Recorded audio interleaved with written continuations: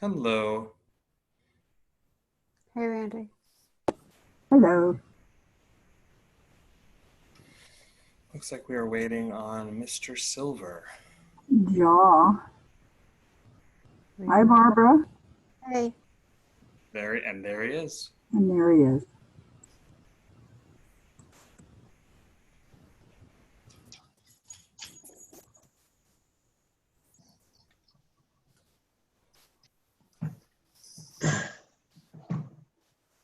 Hello, can you hear me? Yes, we can, loud and clear. Andrew, I just made you co-host, but so feel free to take it away whenever you'd like. Okay, thank you. Let's see. Okay. Hi, Brian. Hi. Simi. I got your email, Simi. Hi, Barbara. Hi. Hi, Scott. Hello. Let's see. So we are still I want to be waiting. where Scott is. Anywhere but there. Anyway, we're waiting. Is Lydia coming? Lydia and Abra? Yes, I did get an acknowledgement from Abra. What about Michael? No, Michael is, here's a piece of news. Let's start off the meeting with some news. Michael is no longer a member of the committee because he took over outreach, and he was, and he has a job and that takes up a lot of time. So he was concerned about the time involved of working two committees. So he resigned from the committee. Okay. So I reached out to Brian to join us, and so that would be something that we will discuss. Is having Brian join the committee if he's willing, and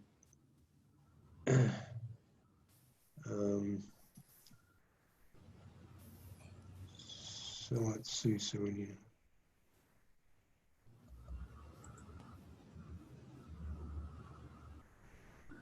Black Puppet. Who's Black Puppet? That's probably. Hi, Lydia. Hi there. Hi, Lydia. Hi, Lydia. Hey, Barbara. Hi, everybody. We want to know. I want to know who Black Puppet is. The guy with the puppet? Yeah, that's probably him. He was in Andrew's meeting last week. Oh. No, I don't think he was. You know, land use. Oh, okay. Yeah. Oh, hi, Stephanie. Oh, here we go. Cool. Okay. There's Black Puppet. Yeah, his real name is Wayne. Let me see if I can find his real Is that name. who's on now? Is he on? Pardon? Oh, no, I see. Okay. I see Randy. Yeah, let me find it. Is Wayne.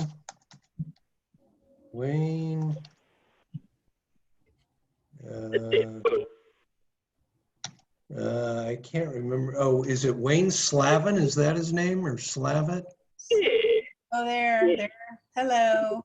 No. Hi, Wayne. Oh.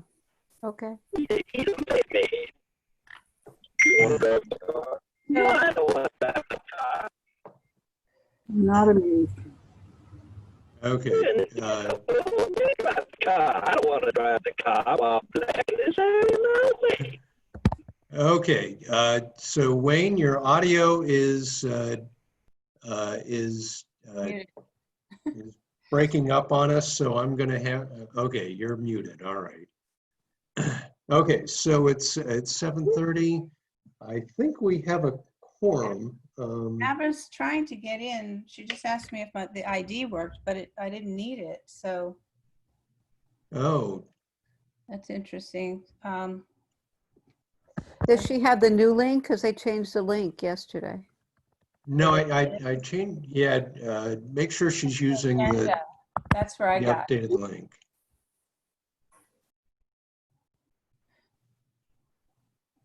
She did. Okay, there's an update. You just sent one, Andrew? I sent it, was it yesterday? No, I sent an email this morning. Also, it's a link in the newer agenda that he sent last night. Sorry. Yeah. Maybe that's. Oh, I heard somebody. Richard, Okay, Richard. Richard Niederberg.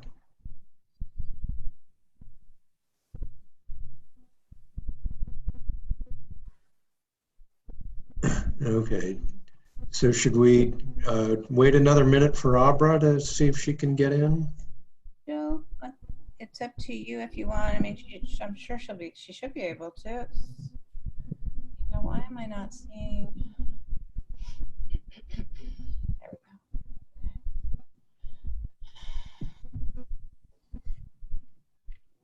Andrew, just a quick question for you. Do you want participants to be able to unmute themselves at their leisure, or do you want to be able to control that? No, I think I'll control who. Okay, so can we have the committee members unmuted? Yeah. You're not a committee member. Quiet. Could you invite Abra, Andrew? She asked if you could invite her. She's been trying to get on. Okay. Let me, give me just a second here.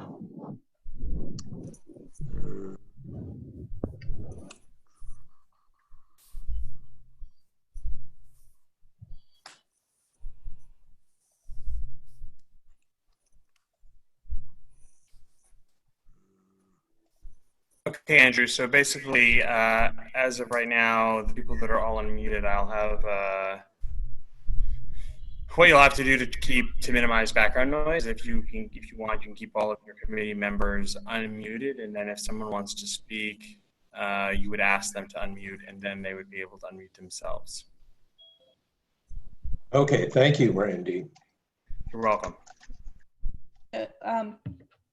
Should I don't know what to do. Abra said the one. Okay, I just resent the link to Abra. Okay, thank you. All right.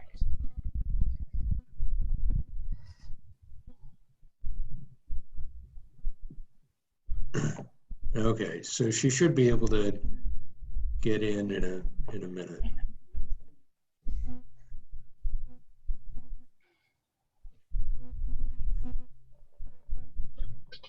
And then for those of you who, if you're on a phone, I don't see any as yet, but you actually it doesn't apply. Never mind.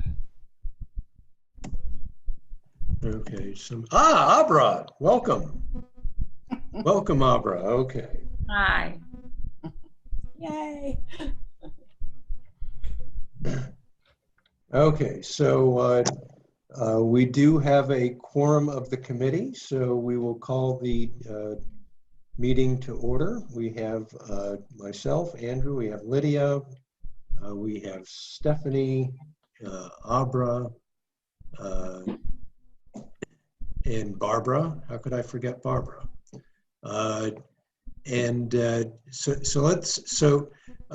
Earlier I announced that Michael DeLazer has resigned from the Homelessness Committee for him to take over the Outreach Committee.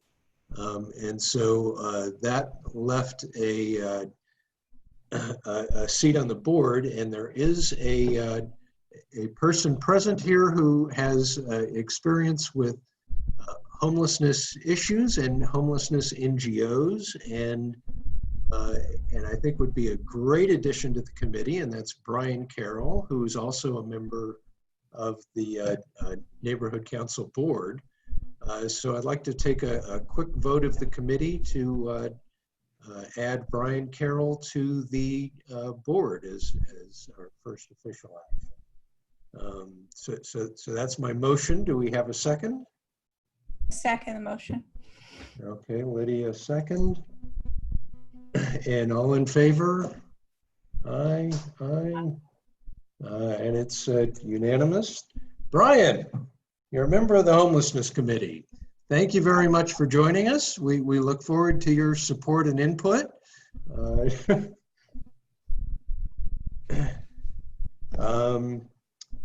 Okay, so public comments. Oh, okay, I just got your text, Opera. Public comments, we're going to limit public comments. Oh, can you hear me, Opera?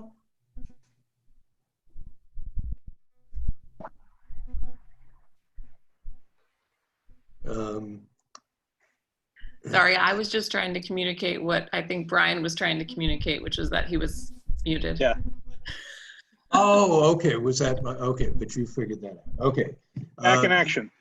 Okay. So we're going to open it up to public comment with a 2-minute time limit. Raise your hand for those who'd like to make a public comment. I'm Simi. I will unmute you. Okay. I think, okay. Okay, I'm muted now. I There am. you go. Can you do a screen share? You broke up. Could you repeat that, please? Can you do a screen share? Oh, okay. So you can only see the speaker? No, a screen share is when the camera, that I put the camera on my screen. It's the screen share feature. Host disabled participant screen sharing, I noticed. Okay, so I can't screen share. You can't screen share. You can't. No. You can actually. I mean, let me rephrase. It's up to Andrew, but I just toggled the setting if he would like you to share your screen. Oh, all right. Well, thank you. I kind of would. Let me just get, I have 2 minutes, right? Is that right, Andrew? Yes. Okay. I came up with an idea. I do the Bagel Brigade every Friday. I pick up food from the Ralph's, and I used to be a bakery as well. And then I take it to the Barbara. Hi. I take it to the Interfaith Food Pantry. And sometimes I stop by the encampment under the overpass on Fulton Street near Riverside just to see how people are doing, and it gave me an idea. And so I put together a little bit of that idea, and if I may read it to you, this is about the only forum I will have to get this out. So I would just as soon, if I could, can share that. Okay, here we go. Can you folks see that? There you go. Yes. Yes. Okay. This is called the Adopt a Pod project. Become a pod patron and help the homeless in your neighborhood. The Adopt a Pod project is an informal program whereby volunteers, in tandem with a team partner, step up and adopt a homeless encampment in their neighborhood. Pod patron teams will function as part guardian, part advocate, part helper, part friend, and serve as a conduit to any and all entities that have an interest in the welfare of the unhoused in Los Angeles. This symbiotic relationship will aid not only the folks in the encampment, but it will also serve as a means to quell disputes and grievances between the homeless population and the housed who live nearby. Pod patrons will regularly communicate with other PPTs, pod patron teams, in the program, and will share information, hints, tips, resources, and concerns. This model will serve as a connecting web to the majority of homeless in any given area, as pod patrons will report updates on the status and health of their pods. Typically, pod patrons will stop by their pod 2 times each week, checking to see if anything in particular is needed that can be easily acquired, or if there are any minor problems that can be addressed quickly, independent of outside involvement. When more serious problems arise, the pod patron team will try to connect with the city department or social agency that is best equipped to help. Hygiene and sanitation issues, for example, can be addressed in a much more efficient and expedient fashion when a pod patron is involved. This plan is clearly still in the development stage. Okay, Simi, I'm sorry I'm sorry I have to cut you off, but you did get through most of it there. Thank you for sharing that, and she emailed that to me just before the meeting.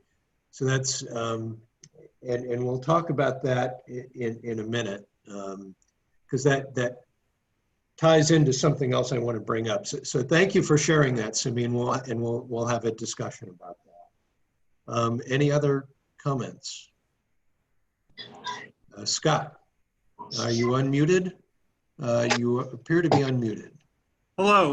Sort of following up on that comment about the pods, what I was going to ask or address is that all of the encampments are identified, logged, put into some type of a database. If you can't do it because of being on the board or the committee, I will do it. I will help.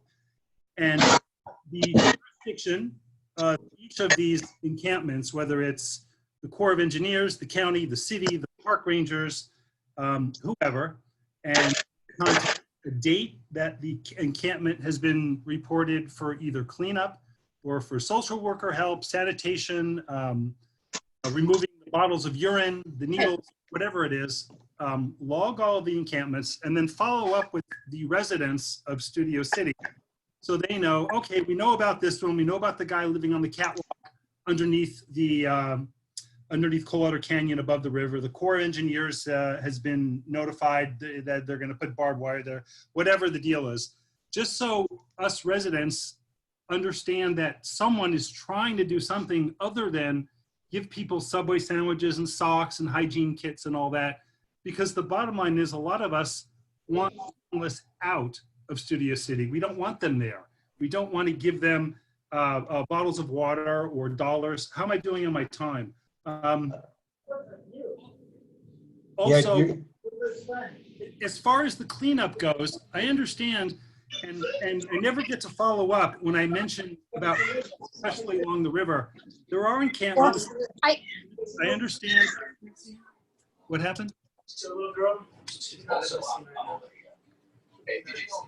There are encampments that we cannot physically remove the people, but when they move, they leave behind piles and piles of debris. Why can't we get sanitation to come in there and schedule? I mean, Jessica Fugate told me we get a once a month cleanup. Well, it's not once. I wish it was once a month. Who can we talk to? Who can advocate on the behalf of the housed to get some of these things at least in motion, logged on paper, on a newsletter, letting us know that someone is at least trying to do something and people are aware, especially like the guy under the overpass living on the catwalk behind the lock gate and the cones and the video surveillance and no trespassing sign. Has anyone seen his little house he built on the catwalk? It's pretty impressive.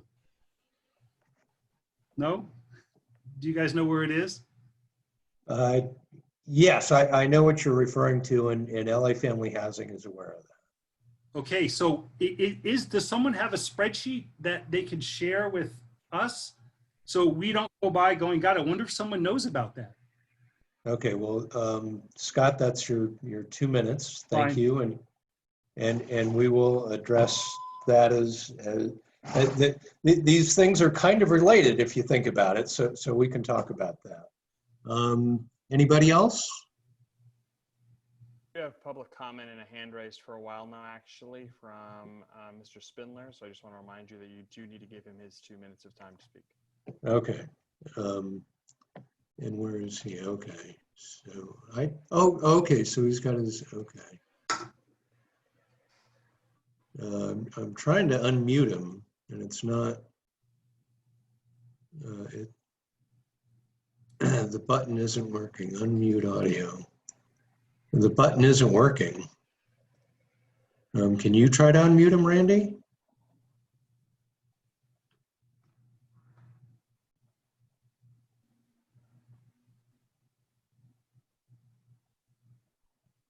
I'm clicking unmute and it's not unmuting.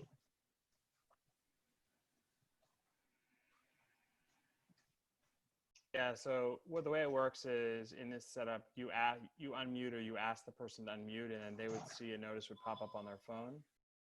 Because I hit ask to unmute and I don't see it unmuting. So what I would suggest, I guess, would be.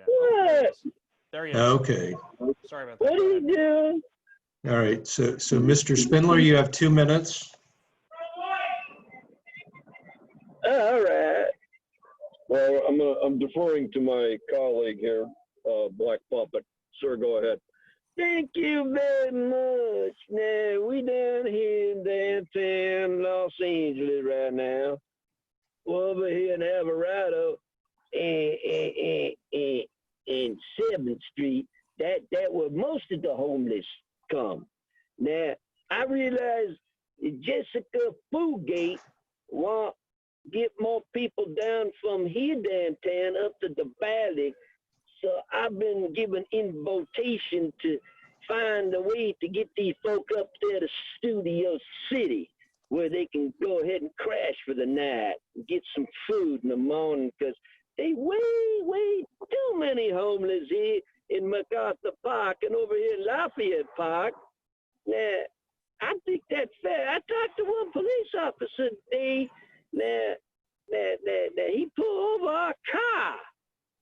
He pulled over our car and he said, "What you doing here with that car? It don't have any dents. You don't belong here. You're driving white."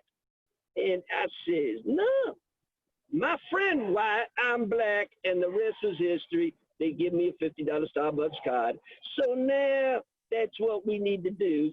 Give all the homeless folk $50 Starbucks cards, $100 Mickey D card, and bring them all up to Studio City to make more room for the rest of the homeless people down here in Koreatown and down here in MacArthur Park and Lafayette Park.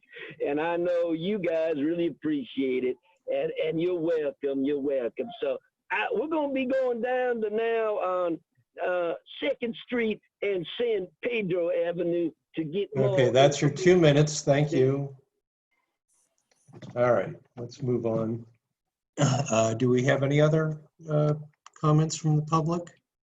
Hand raised by Kira Durbin. Oh, where's Kira?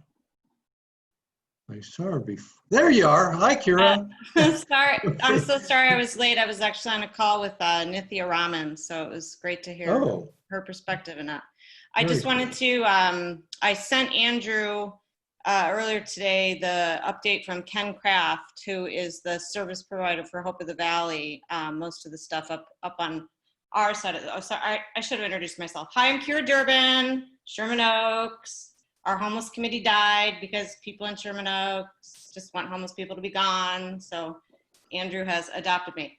Anyway, the update from Ken, he thinks most of the LA Parks and Recs and those kinds of shelters are going to be closing at the end of September.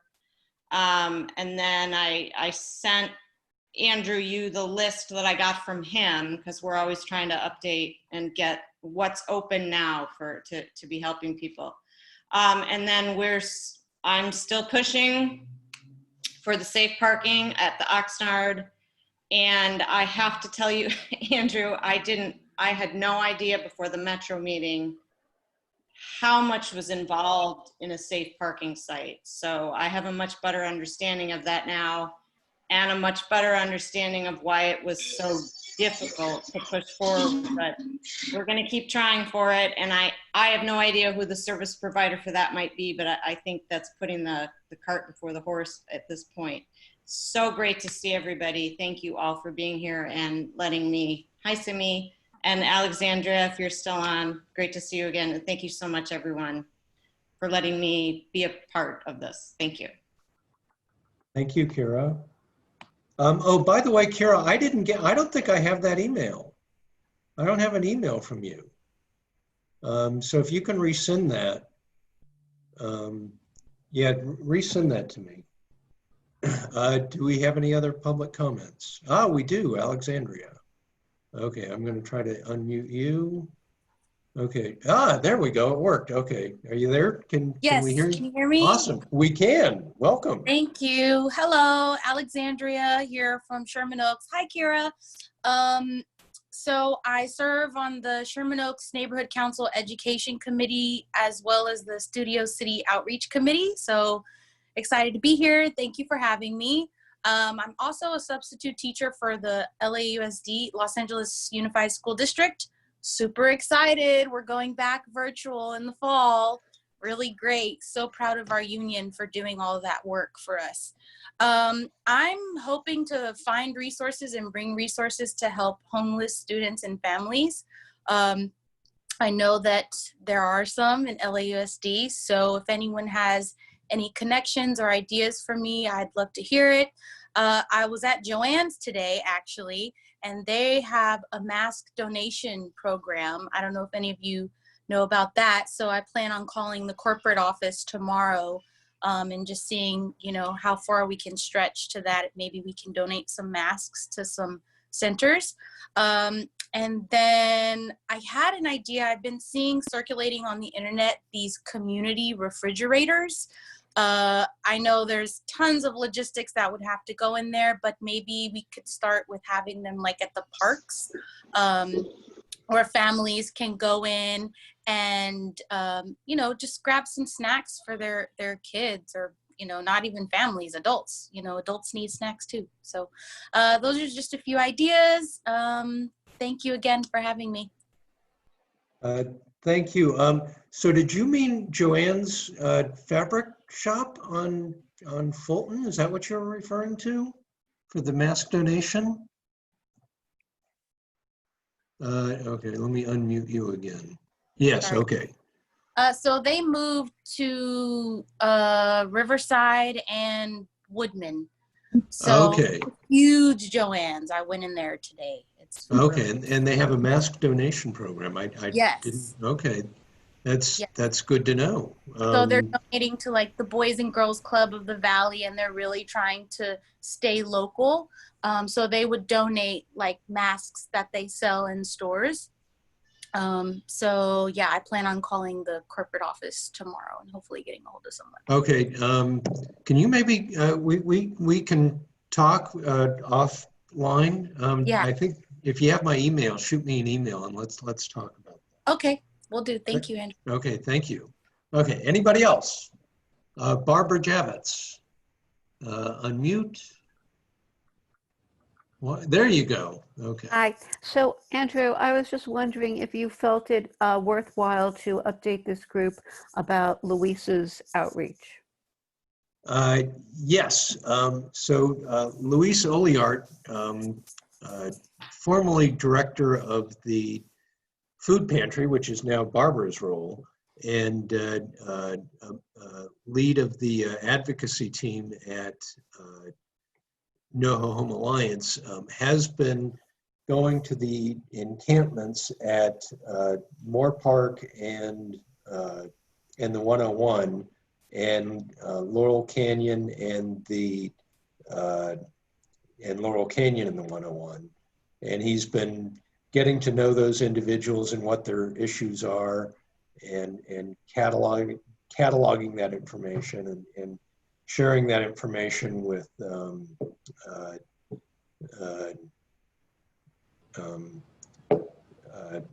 the councilman's office and I think LA Family Housing.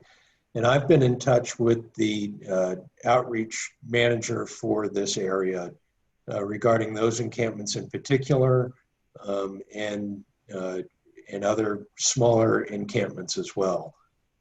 So we do have people that are cataloging and reviewing what's going on and making sure that people in with authority are aware of those encampments, and that's going on. Thank you, Barbara. Anybody else?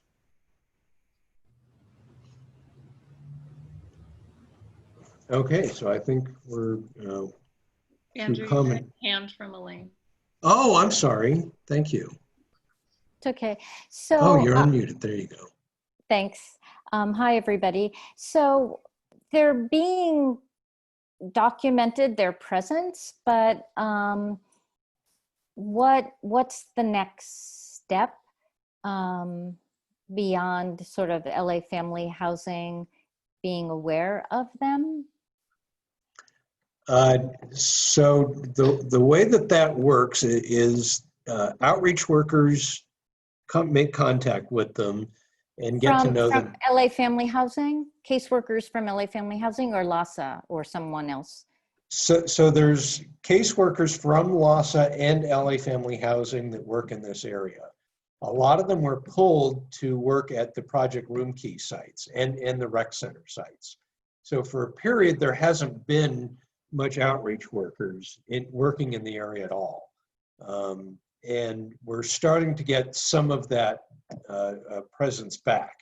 LASA is still not in the field, but we have some LA Family Housing people back in the field and making contact with the people in the encampments in the area. And we've brought them, Luis and I and others, I think, have brought those encampments to the attention of the caseworkers. So then they enter them into the CES. the CES, Coordinated Entry System. And from there you get entered into the HMIS, Homeless Management Information System. And from there, there's an attempt to connect them with housing. Now there are no available beds anywhere in the San Fernando Valley. There is one permanent shelter in the San Fernando Valley. That's in Pacoima, and that's run by Hope of the Valley. And now we have the Project Room Key sites, and we have the rec centers. The rec centers are being closed down. We have a new shelter opening up on Raymer in North Hollywood any day now. I was there last week, and it's a pretty nice facility with 85 beds. So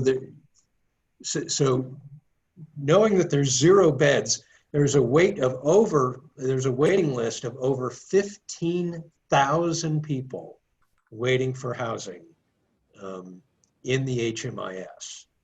So we can catalog and count and bring attention to and yell and scream.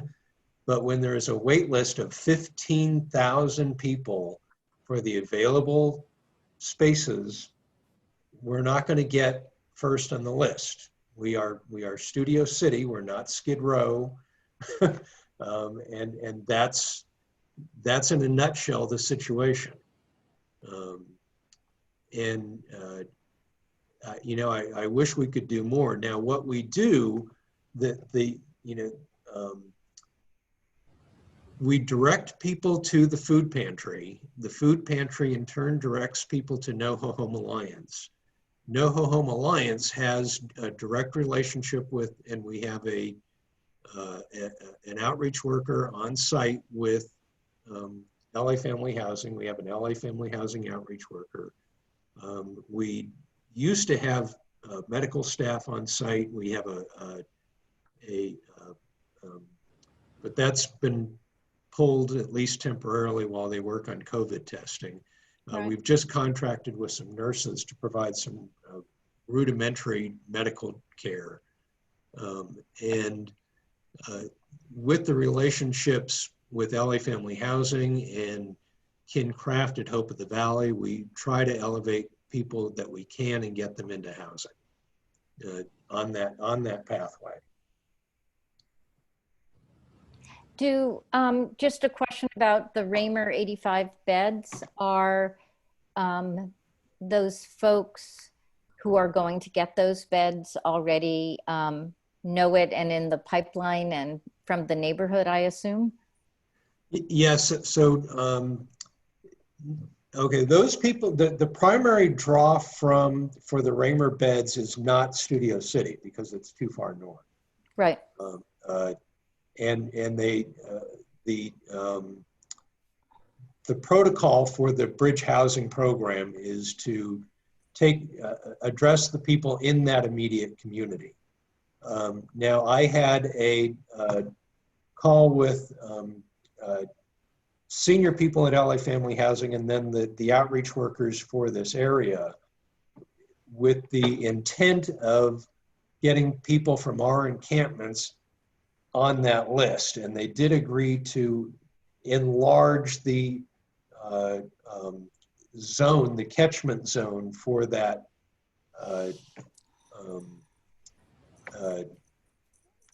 bridge housing facility to this area. Now there's a lot more than 85 people between there and here. But if we can get, if we can get one person, that's a success story. And so that's what we're looking to do. Can I ask one other question about Project Room Key and whether folks in our area, if they are able to get more rooms from the 3,600 that they've got now, how does that flow work? LASA is doing the location and negotiation for the rooms.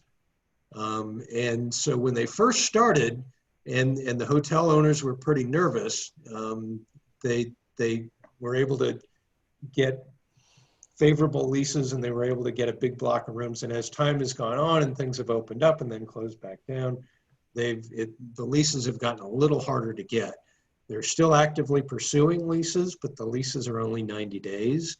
And they're looking at and actively working on extending those leases or buying those properties outright, and working on a range of solutions to move those people out of those Project Room Key sites, or to keep those sites. Now remember, Project Room Key is only for people 65 and older or with documented pre-existing conditions. So from what I understand from Luis, the people at the encampments, with maybe an exception here or there, would not qualify for Project Room Key. Thank you for taking the time to explain all that. I appreciate it. You're welcome. Okay, in response to the questions in particular, Simi, so one of the things that I want to do is refocus the committee on projects moving forward. And so we had a forum in March, and we always talked about having more than one forum.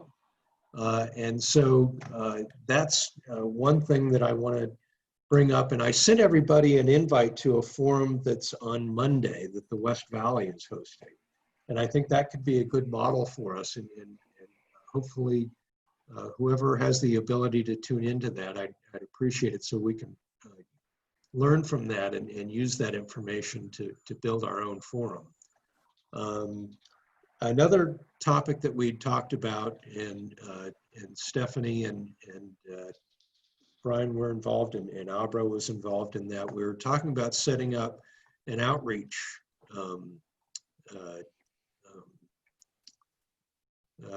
project. And I have mixed feelings about that, because the neighborhood council is not a social service organization. There's nobody in this committee that has social service training, and it's professionals that do that work. They have specific tasks when they do that work, and now with the exposure of COVID, and by the way, I am trying to keep track of what's going. There is COVID testing happening in the East Valley. There have been no positive tests in the homeless population in the East Valley. There was a hot spot in the Chatsworth area, and I don't know what all is happening with that. But for the most part, in this area, there haven't been any homeless population with positive COVID tests. But there is a health and safety issue involved in asking the public, members of the public, which are this committee, to do that kind of work without any training or support. And there are professionals doing that. Lydia, let me unmute you. There you go. I just wanted to get clear, because I heard about this advocacy committee and I wasn't able to join. I think they had a meeting, but it sounded like they were talking about care teams as well.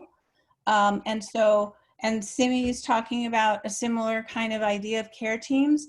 So I think that all these splintered groups may not be the best way to do it, but if we can somehow coordinate these, what the teams are, and see if there are professionals to join in or to go with them, or I don't want to just put the idea aside, especially if other people are starting to do it and different committees are doing the same type of thing. I don't think it would work as well unless there was a coordinated effort, at least in Studio City in the here. So I don't know what everybody. Yes, I completely agree. And so I'm not opposed to the idea at all. I see you, Stephanie, but we have to go about it the right way. And so I've talked to 3 social workers and learned from them, and I've written out a program, and Simi's idea is a good idea, and so that's and I actually had that as part of my talking points tonight, and coincidentally Simi happened to bring it up. So I'm not opposed to the idea, but it has to be done in the right way, and we have to be careful. Yeah. So Simi brought up an idea, and you're talking about, of another group that's possibly talking about it. So who is this group? Let's connect with them and figure out how to do this. Stephanie, yes, you're unmuted. There you go. Hi. Hi. So I just wanted to point out that if we did do an outreach thing, I do think the most important thing we could do is coordinate. And obviously, as we were talking about Andrew, we were incorporating NOAA Home Alliance, we were incorporating SELA. So there would, if we did establish an outreach team, I think it may make more sense to do it, working with those organizations, because they also offer training. So we can make sure that people are getting best practices and also safest practices, both for themselves and for the people that we are providing service for. So I think I agree with Lydia that we need to make sure that we don't completely set it aside, because anything we were even talking about doing moving forward was incorporating social workers and was incorporating best practices established by groups that are already doing the work, just bringing those practices to Studio City, which I think is really important to do. So that's just my 2 cents. Okay, thank you. And again, we have to be, we're in the midst of a growing global pandemic. Right. And we have to keep that in mind when we talk about going out, meeting face to face. You're not supposed to do that.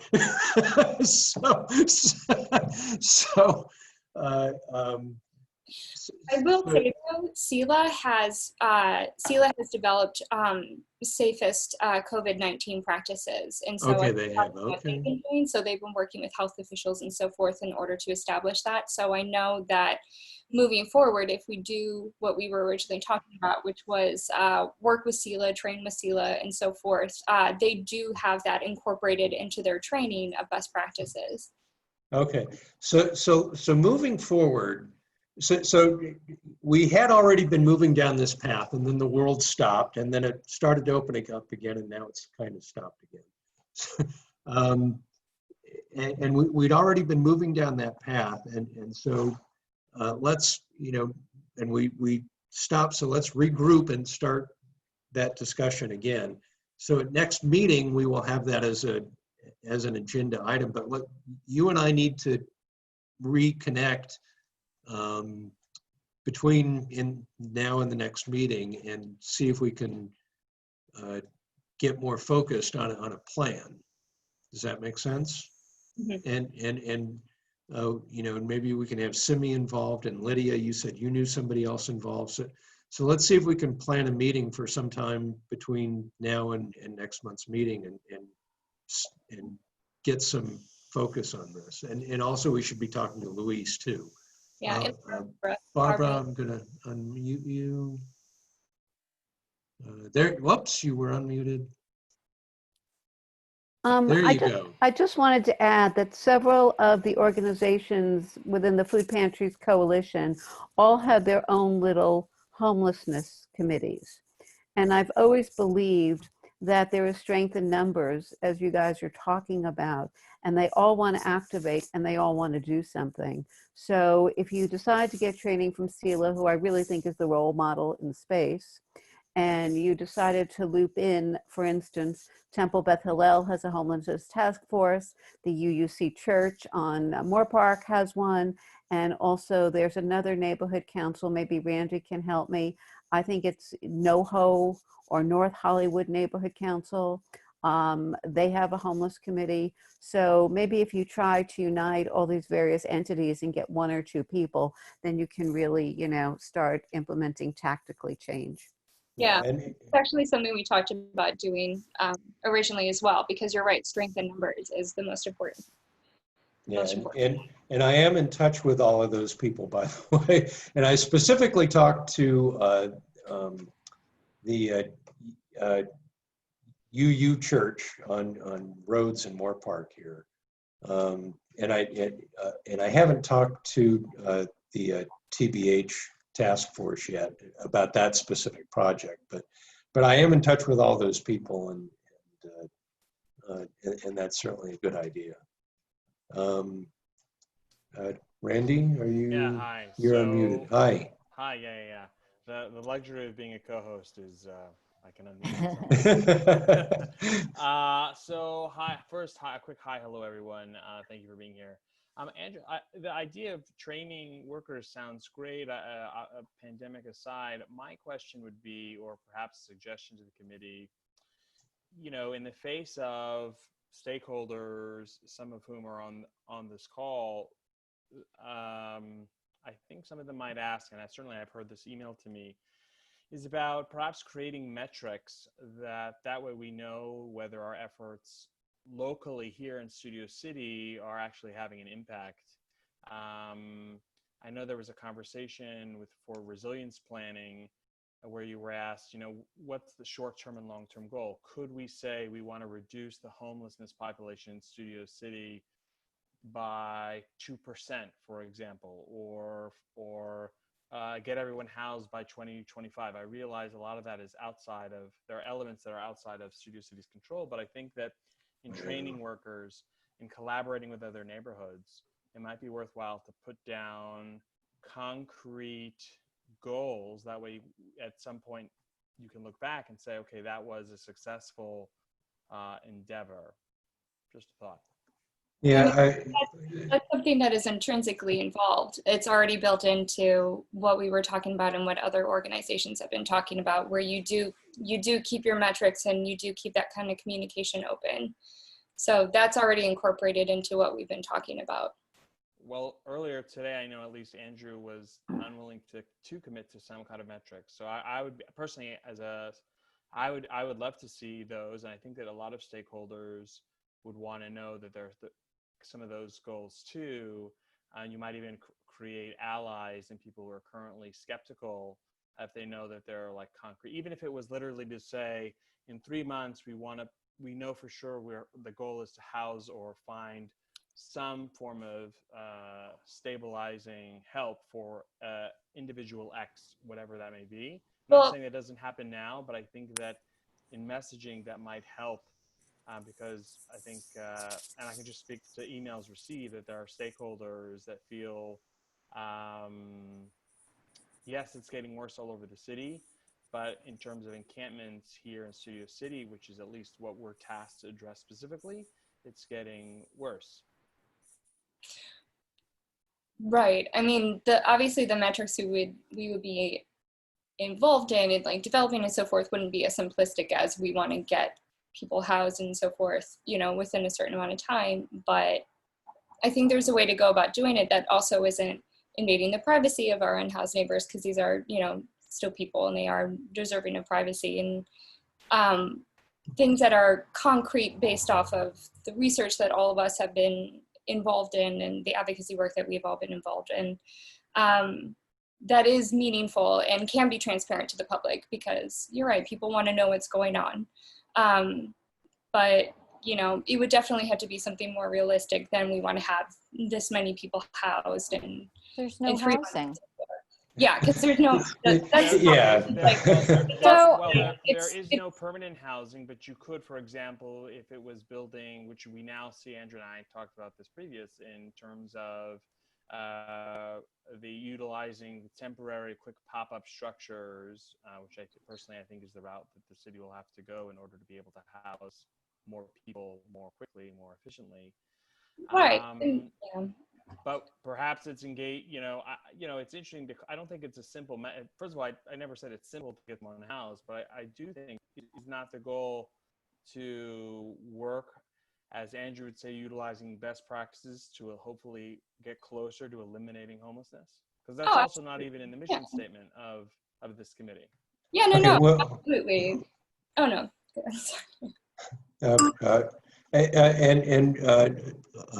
Elaine, I know she had her hand up. Oh, okay, there. Okay, so Elaine, you had your hand up? So I guess I have a couple questions, and I'm newer to this than all of you. So since there's no housing, are we quality of life for folks? And I'm just sort of curious about creating outreach teams to go to people, as opposed to potentially trying to encourage people to come to the established organizations that are serving the community. Just sort of thinking about that. Yeah, I think, Elaine, that's an important point that we should be returning to. And just a heads up, my internet provider has been going in and out. So if I drop away, it's not a dramatic exit.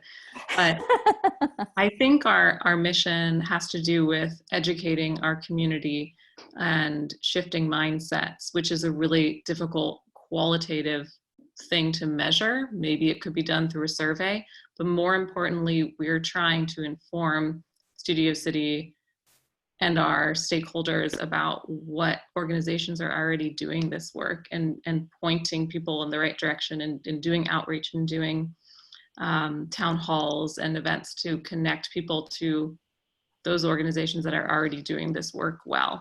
So I think that metrics of success are way deeper than that, have to do with what those organizations are doing. And it feels, I don't know, like something to stew on as we think about what actions we have coming ahead. But I don't think it's fair to say that we would be trying to eliminate homelessness in Studio City. That's not our greatest lever of control. We can help to educate and connect and inspire and involve community members to be part of the bigger mission. And a lot of organizations here are doing it, like NoHo Home Alliance. Thank you, Abra. I completely agree. I don't think it's realistic to have a Studio City Neighborhood Council Homelessness Committee goal of eliminating homelessness. That's a that's a difficult objective to try to achieve. And while theoretically that's awesome, and theoretically that is what we're working towards. With the whole neighborhood council budget of $42,000 or $43,000, that's just not sufficient to that's a heavy lift. Now, one point I'd like to bring out to yeah, Brian has his hand up, by the way. Oh, okay. He's unmuted, so he can just go. Yeah, I just wanted to be, respectful of the process, but just to piggyback on the kind of metric things. I mean, it's much like how, I haven't checked the mission statement for the Public Safety Committee in a long time, but I would imagine that the goal of the Public Safety Committee is not to eradicate crime in Studio City. It's to keep people safer, best practices. There's other metrics. So for our case in Studio City Neighborhood Council, I don't want to speak for you and your goals, but it maybe would help to see what you are expecting the metrics to be for other committees. And then we can see how we could best tailor our goals to the goals that the other committees are also setting. So we're all kind of on the same path for metrics. That's all I would say as a practical matter. Andrew, do you mind if I answer that? Sure, I'll be brief.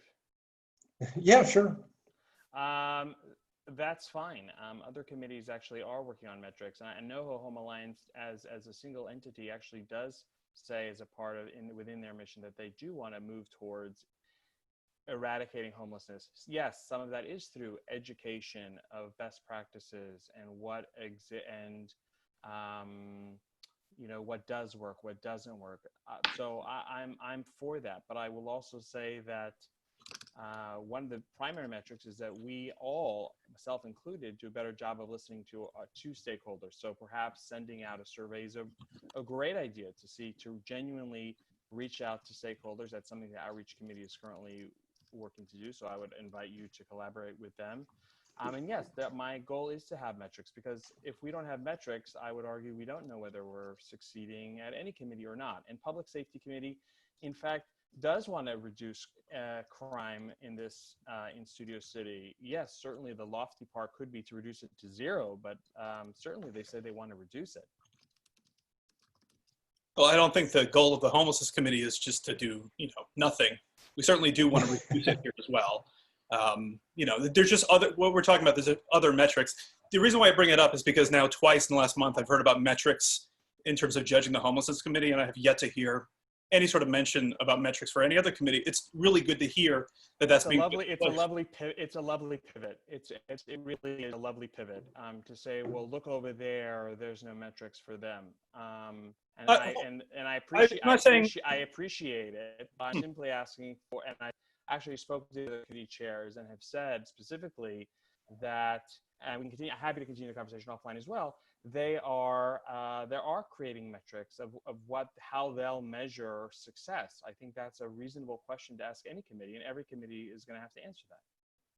So I think it's a good thing for us to stew on, and maybe we should move on to the other parts of the agenda. Yes, thank you, Arbor. Okay, so one thing I wanted to respond directly to Scott about addressing the encampments, and I would direct Scott to the motion that the Homelessness Committee passed and presented to the board at the last meeting that implored the council office and demanded the council office take action at the encampments. And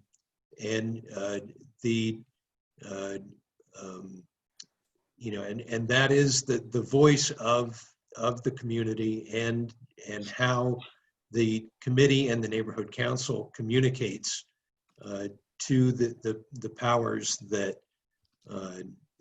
be, and that is the realistic extent of what the Homelessness Committee and the neighborhood council does, is communicate community concerns to the council office. And I think we did that in a strongly worded manner. And that's my response to that.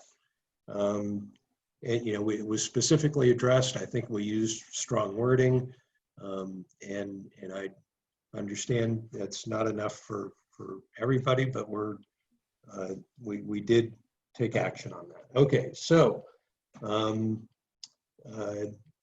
just to clarify, in case you didn't realize already, Randy has reappointed me as chairman of the Homelessness Committee. Thank you, Randy. There were people that objected to that, just so that the rest of the board committee knows. But Randy saw fit for me to continue in that role, and I appreciate the support of the committee. So let's take a quick look at the count for spot 2. I sent that to the committee. I'm not sure that this is on the LAHSA website yet. And I know that the community counts are not on the LAHSA website. So I apologize if not everybody has access to this. Do you want to do a screen share? Yeah, sure. Let's see, can you do that, Abra? Or, I can, but does it stay on me even if I'm not the speaker? I haven't done it yet. Okay, screen share. Okay, are you doing it or should I give it a try? I think it makes sense if you have it up for you to do it. Okay. Let's see. So I clicked on it. Oh, okay, share. Yeah. You got it? Okay. Mhm. So my first thought as I went through these numbers was shock. It's bad. I have nothing good to say about this.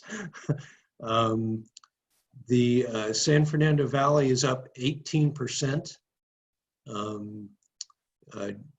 Youth is up 67%. Families with children are up 106%. I mean, these numbers are just shocking, and I don't have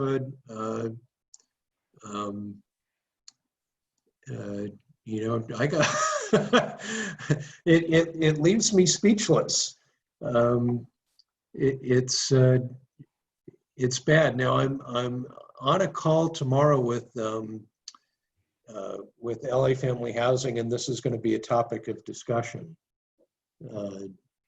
And I'll be able to share any insights from them when I get late. And they're still computing the community data. And after that's done, I have I agreed to speak with the director at USC that oversees this count, because LA Family Housing does LASA does the volunteer count, but all the data is turned over to USC, and USC does the analysis. And last year I met with USC and reviewed the analysis with them, and I've made arrangements to do that again this year.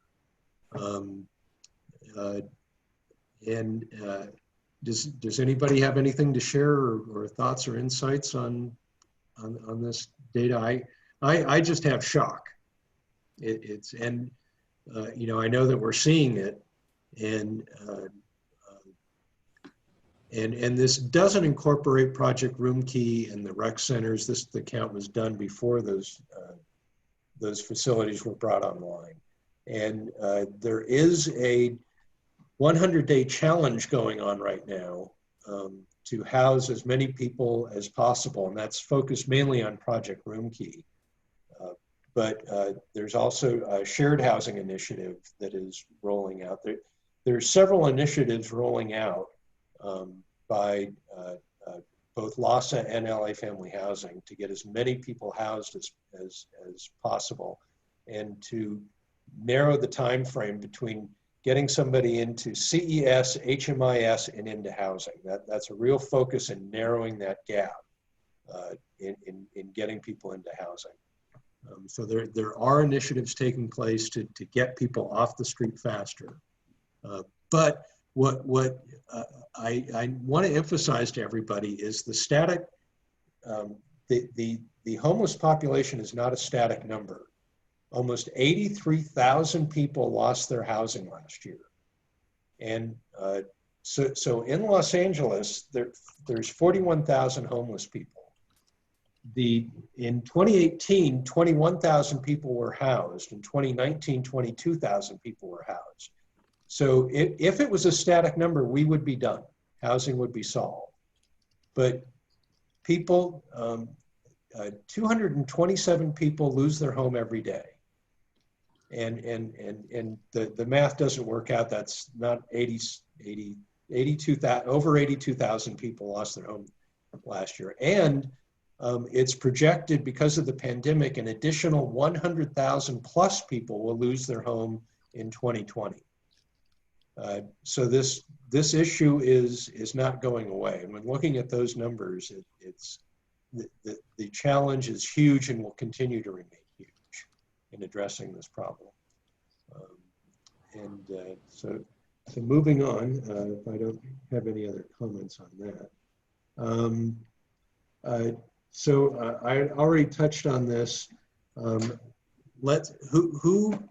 Okay, so the committee that worked on the forum for March, we need to get together and regroup and figure out how to do this in a Zoom format. Let's use the West Valley Forum as a template. And I also mentioned earlier that I've made contact with some of the outreach people from LA Family Housing. So maybe we can tap into their knowledge about the local community and bring that to a forum.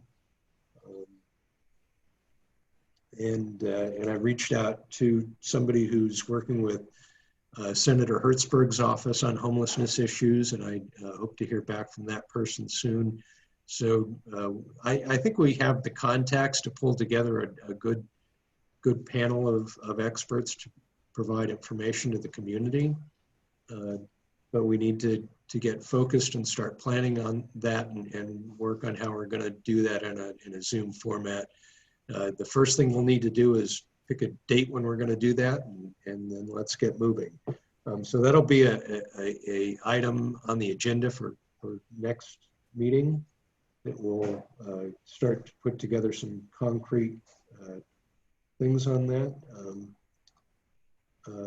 Does it make sense now, Andrew, to figure out like what subcommittee of this committee wants to do some planning behind the scenes between now and then, so we can maybe start to think about narrowing down a topic, a date, so we can come into the meeting next time with a plan to share? That would be awesome. Thank you, Abra. Volunteering to be part of that, and okay. Maybe we can see who else is interested. You may have to take us back to, or end the screen share. Yeah, stop share. There we go. Stephanie? Count me in. Absolutely. Awesome, thank you. Lydia's in as well. We can just bring back the dream team. Yeah. Okay, Lydia, I see your hand up. Let's see, anybody else? Yeah. And that, you know, if there's folks who are not official members of the committee who are interested in helping with planning, am I right to say, Andrew, that other? Oh yeah, absolutely. How do I become an official member of the committee? That's something that I wanted to talk to Randy and Brian about. Well, can I do just a quick point of order? I don't think the working group can make up a majority of the committee, because it can't be like a decision-making block for the committee. So people who are not members, not voting members of the committee could be a part of that group. But once you start adding people, not only does it make quorum harder, but yeah, they can be a decision-making block unless that has changed. Yeah, Brian or Randy, can you give me a call at some point in the near future? That's something that we can talk about for the next meeting. I'd imagine that a lot of that is going to be based on Randy's discretion at this point as well. I can give general guidelines, but a lot of it depends on how he wants to run this. Okay, so can I ask both of you to give me a call so we can talk about that? Sure, I'm happy to give you a call, Andrew. Okay, thank you. Okay,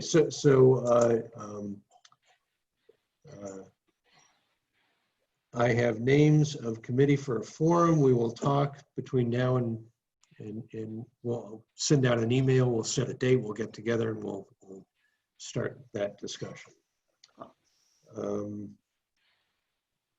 Okay, so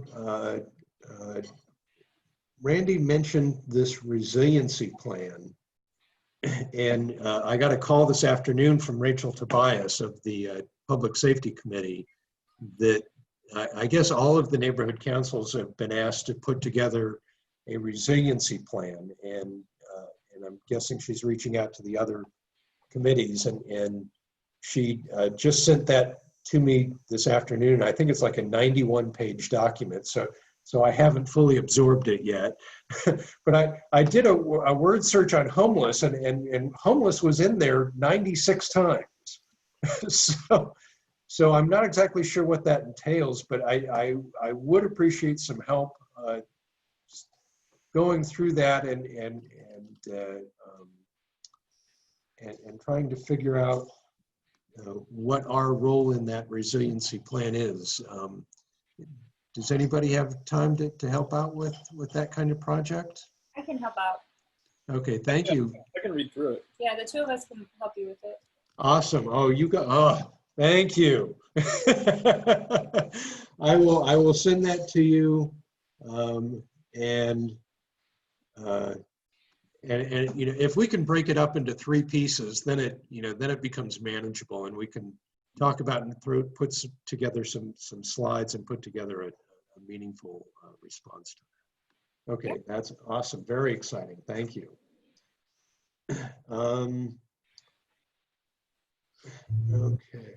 Okay, and I mentioned that I've talked to the LA Family Housing Outreach workers. I've talked to them about the encampments here.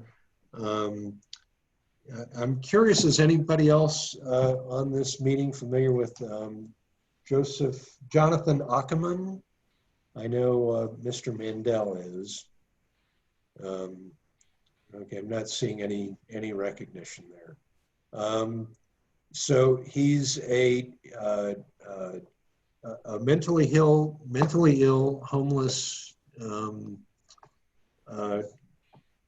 person, and he was arrested on a felony charge and released and returned to Studio City. And I've contacted over a dozen people to address that. I did get a commitment from the Department of Mental Health to track him down, and they were going to work in conjunction with the LAPD HOPE team.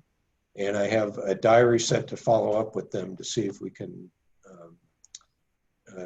bring a resolution to that. What I will share is that I've done a lot of research on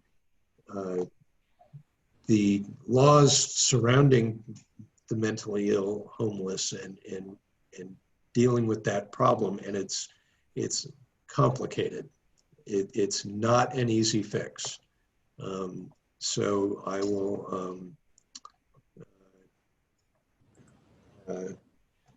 will continue to follow up on that. Let's see, I toured the new Raymer Bridge Housing Project, and it's 85 beds. It's really well designed, and it's really well done. It's set up for 25 women and 46 men with 14 overflow, and at least part of that 14 will be for COVID quarantine when and if it's needed. And one thing I'd like to point out, one of the main challenges of getting it's in an industrial area, and it's even behind other buildings. You would have no idea it's there.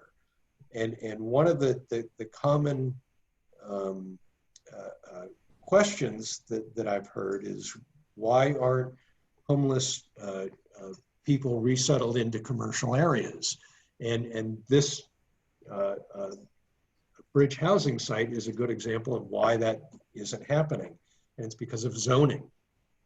It was complicated and time consuming, and Paul Kukorian was directly involved in getting that zoning. Commercial zones do not allow people to live there, and bridge housing is a residential facility, and it's against the law for them to be in residential zones.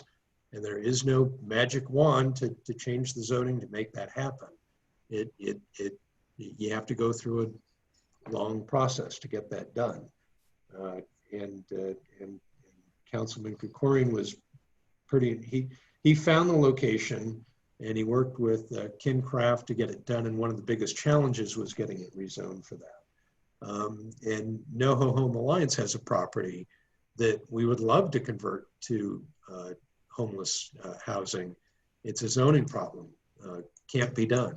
And so that's one of the challenges in addressing this problem. Yeah, and also the mayor's office had to get involved in that. So that is all I have. We had we didn't have a big agenda for this evening. Let's see. Oh, okay. Yeah, I sent out the review of all the council motions. I think there's 10 or 15 on that list. And there was a flurry of council motions addressing homelessness, and some of them were related to the civil unrest that happened last month, but there wasn't any concrete actions addressed in most of them. Most of them were asking for studies and reviews, and there was nothing that was directly addressing Studio City, so I didn't feel that there was anything there that prompted a motion or a community impact statement, a statement addressing those council motions from the committee. So I passed on that, and I didn't hear from any of you with a burning need to have an official statement on any of those motions. So that's all I have on that. But the point is that there was more thinking from the city council on this issue in the past month than there has been. Usually there's one or two, every month or so, and there was a big flurry of activity around this issue. So the fact that more attention is being paid is a good thing, and I think some of them will present some really good options for thinking differently and managing this problem going forward. So I think that overall it's a positive thing. Does anybody have anything else to share? Lydia, you're muted. Let me unmute you. There you go. There I am. I just want to make sure that we add to our agenda, that we add to the things that we're thinking about with the people who are unhoused is the safe parking, because I feel that a lot of people are going to fall into this in-between thing. They're going to be losing housing as they lose their jobs now, and health insurance and all, and people will be living in their cars. And there's has to be a really big look at how we can find safe parking and more safe parking available for those individuals. And that might help more of what we think of as just homeless people parking anywhere if we had more safe housing, safe parking. So I think we should definitely add that to our agenda to discuss. Yes, I agree. NoHo Home Alliance is involved in looking at safe parking. And there's a couple locations identified to set up safe parking. But again, to get funding for it. And so one of the problems with safe parking is the funding available for it through LAHSA and through the official funding mechanisms to address homelessness issues. The funding isn't sufficient to cover the cost of managing safe parking. And one of the primary costs is providing security for the location, because that's one of the main benefits for the people living in the car. And so you can submit an RFP to LAHSA and get approved, but you still have to raise quite a bit of additional funding to support running the safe parking location. And so LA Family House or NoHo Home Alliance is aware of at least one location that can be used at safe parking, and we've been looking into trying to get that set up. And there's a grant. Safe Parking LA is asking you to vote for grants for, I'm just going to read it really quickly, a comprehensive neighbor-to-neighbor volunteer program that harnesses the existing structures of the City of Los Angeles Neighborhood Council, so it's LA, and grassroots nature community coalition. So they're trying to put, again, the neighbor to neighbor helping and finding places or providing safe parking. So there's I'll put the how you can vote if you're interested in it, or we can just find out more about it. Yeah, could you send that to me, Lydia? Yes. I'll put it on the chat, and then I'll send it to you too, Andrew. We just put it in the chat. Okay. Yeah. And Safe Parking is a great organization, and I've met with their head person, and I'm forgetting her name, and I know that I bet Steph, is it Emily? Do you know? Anyway, she's great, and they were expanding quickly, and they ran into a funding issue because they were setting these things up, and then the city didn't reimburse them enough. So that's hence that what you're looking at, Lydia, is they're trying to get additional funding to open more of these things.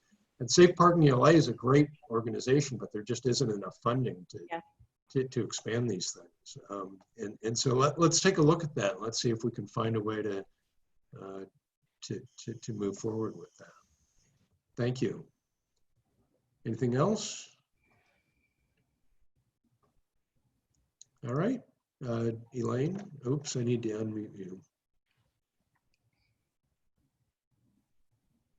There you go. I put it in the chat, but my understanding with this 100-day challenge is in part trying to get individuals who might have ADUs to be willing to rent them or other shared spaces to homeless folks. And I wondered, I was at the NoHo Home Alliance meeting up, and at the time, they didn't have specifics, but I just wonder if things like that, as well as some of the bills that are in the state assembly and Senate, are things that we, is it appropriate for the committee to advocate or spread the word about to residents? So yes, so I will be talking more with LA Family Housing about their shared housing initiative and trying to roll that out. And that's a lot of that's geared towards seniors and getting seniors out of the project room key, and they're trying to pair seniors with other seniors that have a spare room. And I'm going to be talking to LA Family Housing and specifically about outreach for that particular project. So the answer to your question is yes. Thank you. Yes, and like in a forum format, you know, because we talked about a forum. That's something that we should be talking about in a forum in outreach to the community, that you know, promoting the shared housing initiative. And yes, when we do need to be talking about more about how to publicize the initiatives that LA Family Housing is working on to get people housed as quickly as possible. Thank you. Anything else? All right, we're coming up on 9 o'clock. I think we'll call it a night. Thank you very much. I think we have some concrete programs to work on for our next meeting, and we're getting back on track and with outreach and with some to the community and to the homeless people in the community. So I think we're making progress. Thank you very much. Oops. Thank you. Night, everybody. Thank you. Good night.